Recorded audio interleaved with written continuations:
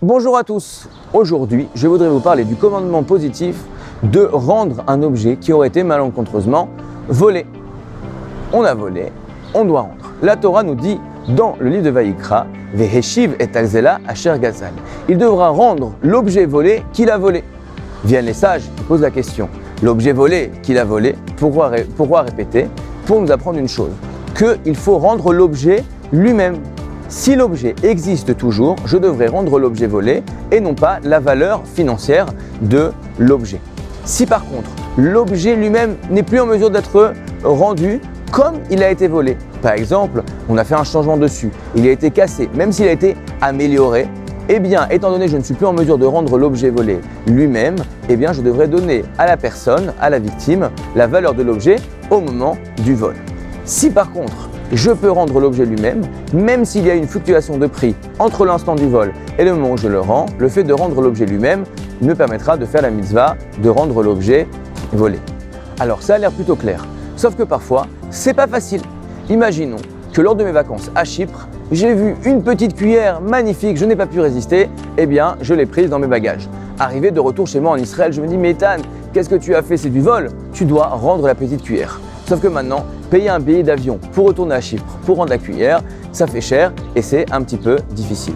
Dans ce cas, les sages qui avaient très bien compris la psychologie de l'être humain nous ont dit la chose suivante. Eh bien, on ne va pas t'obliger à rendre l'objet du vol lui-même, mais tu pourras rendre la valeur de l'objet au moment du vol pour permettre au voleur de se repentir et de payer la valeur de notre petite cuillère. Une autre question qui peut se poser, c'est lorsque je rends l'objet, est-ce que je dois dire bonjour, voilà, j'ai volé ton objet, le voici, ou bien est-ce que cela suffira de venir le déposer dans sa boîte aux lettres et de partir? Eh bien, ça dépend.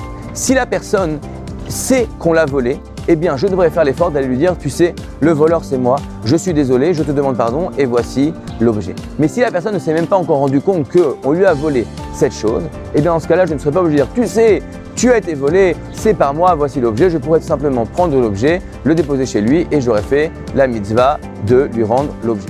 Donc la question du jour, il y a quelques mois, au moment du début du corona, une personne a volé 300 000 masques pour se promener dans la rue. À l'époque, on les vendait vraiment très cher, la production était vraiment en manque. Il a volé, il a fait tchouva et un an plus tard, il vient voir la victime et lui dit « Je suis désolé, voici tes masques, je les rends ».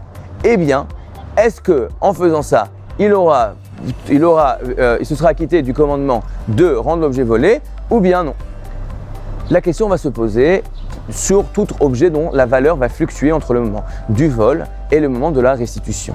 Eh bien, si c'est une simple fluctuation de prix, eh bien, comme on l'a expliqué, le fait de rendre l'objet, Veheshiv et Alzela Asher Gazal, il rendra l'objet du vol qu'il a volé et en faisant ça, il s'acquittera du commandement de rendre l'objet volé. Mais si par contre, entre le moment du vol et le moment de la restitution, il se passe une chose qui va complètement changer la valeur de l'objet. Les sages nous donnent comme exemple une personne qui aurait volé une certaine pièce et entre-temps, il y a une révolution et cette pièce-là ne vaut rien parce que le nouveau roi a interdit d'accepter cette pièce. Le fait de rendre ce morceau de fer qui était une pièce il y a 6 mois ne permet pas de s'acquitter de la mitzvah, du commandement, parce qu'il a volé une pièce et il rend au fond un morceau de métal. Alors dans notre cas, il faudrait se poser la question, est-ce que ces masques sont toujours des masques? Si ces masques-là sont toujours des masques, sont toujours possibles d'être en vente et marchent toujours, cherchent toujours à faire leur finalité, eh bien, même s'il y a une fluctuation de prix, en les rendant, on se sera acquitté de la mitzvah. Mais comme toujours, demandez conseil à votre rav pour votre cas particulier. Beaucoup de bénédictions.